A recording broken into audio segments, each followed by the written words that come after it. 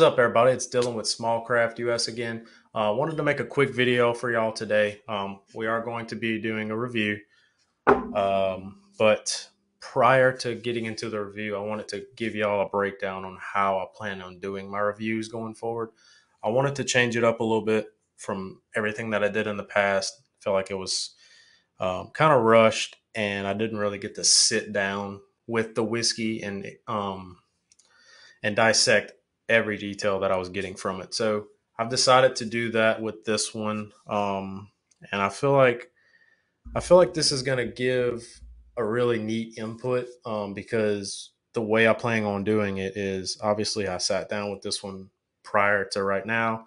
So I'm tasting it two times. I wanted to see how it compares to the original taste to what I'll be tasting now. So I actually have a booklet of the notes from my tasting experience.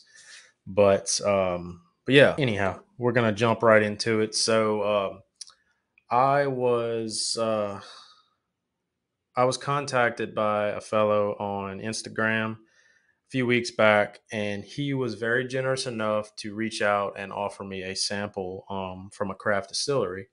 And I said, why not? That's my goal here to help expose and get shed some light on these craft distilleries.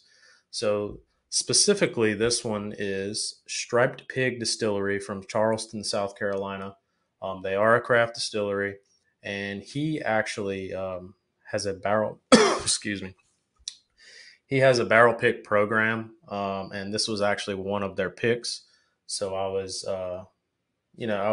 super grateful for him to offer me this opportunity to taste this.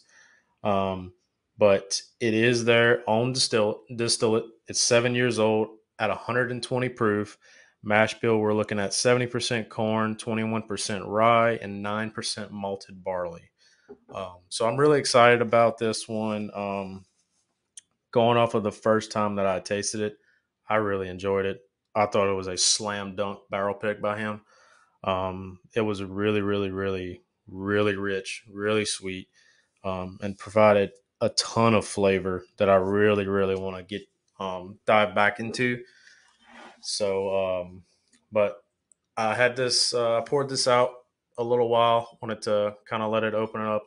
That's typically what I like to do. I like to give it a little swish in the glass to kind of coat it so I can get all as many aromas on the nose as possible. Um, but before jumping into it, kind of want to give you a rundown on the nose that I got originally. So uh, I got notes of floral, citrus, some oaky tones, some butterscotch, sweet candy, slight hint of pears. I've never experienced that before.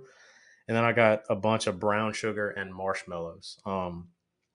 Now, the brown sugar and the marshmallows that kind of came towards the latter end of this sitting out in the glass. I let it sit out for quite a while. I just wanted to see how it would open up even more, and it did. It absolutely extraordinary nose. So let's jump right into it now and see how it compares to what I got originally. So yeah, that rich oaky sweetness is still there. There is that. It's interesting. I've never experienced that before. But there is like a subtle hint of a pear, like a fresh pear. One peeled and ready to eat. That's strange. Um, but yeah, I'm noticing a little more oakiness and a little more. It's super sweet oak right here. This nose is really nice. I mean, if I'm just going off the nose, I really like it. But man, it's lovely. That's a beautiful nose. So let's get on to the taste. So initially, got a little bit of leather tobacco. It kind of reminded me of like an older bourbon. Maybe just because it's in the South, 7 years old. Maybe you get um, that older take on some older whiskey. But I got a little bit of cola, a little bit of citrus, oak char, as you would expect, and then some slight floral built into there. So let's take a let's take a gander and see what we have on the palate now. So cheers, guys.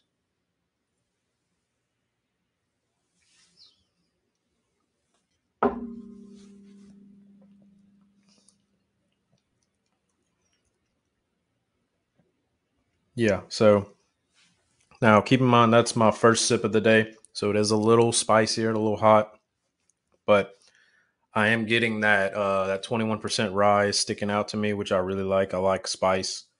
Um, but yeah, leather and tobacco still stays there. It's not all the way throughout. It kind of introduces me to the palate right away, but then I get that rich oak sweetness that I talked about on the nose, and then towards the finish, I'm getting that cola.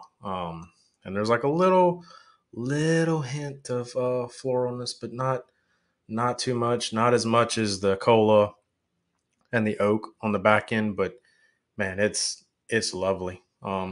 That's a really nice pour, and for that to be their own distillate and 7 years old, that's really impressive. Really impressive. So I'll give them a ton of credit, and I give them a ton of credit for picking this barrel because this is really lovely. They did a wonderful job. Um, but I want to get another little taste of this, so let's get into it.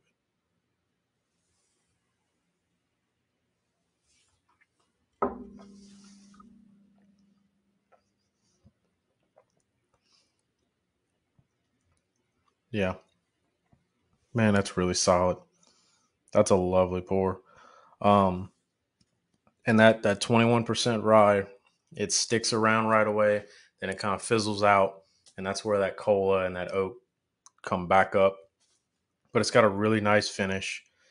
Um, really great mouthfeel because of that rye spice, but it's just continually rolling off my cheeks to the back of my throat. Slight little hug when it comes down, but nothing too crazy. But I mean, I really enjoy this. It's very, it's got a lot going on between the nose and the palate. I really like that. I like a complex bourbon. And I like how you can get so many different aromas or flavors, especially when you sit down and let it open up. But I, uh, I just want to say I can't thank Caleb enough for reaching out to me and offering me this because he did an exceptional job picking that, and Striped Pig did an exceptional job of making this because I mean this is extraordinary. I really like this. Um, but I'm gonna put so as I mentioned, he does have a barrel pick community. So I'm gonna put their information in the description below because if that's what they're picking, they're doing a phenomenal job. So I want to get you guys exposed to some good barrel picks if you're interested. Um, and they he does a lot of picks with brands that I'm really high on, really excited about, such as Detling. Um, and I think they have one coming up soon. So be on the lookout for that. I certainly will be because I'm obsessed with Detling. That's one of my favorite brands at the moment. But I got to tell you, Stripe Pig is in my it's in my top list now because this is exceptional. I really want to see what else they have to offer because what I'm going to do is I'm going to do a separate video on them. I just wanted to get this review out just so I can have some content coming out to you guys. But I will be doing a separate review, a separate damn Windows, a separate video on them, just dedicated to them, their distillery, and what they do and how they do everything.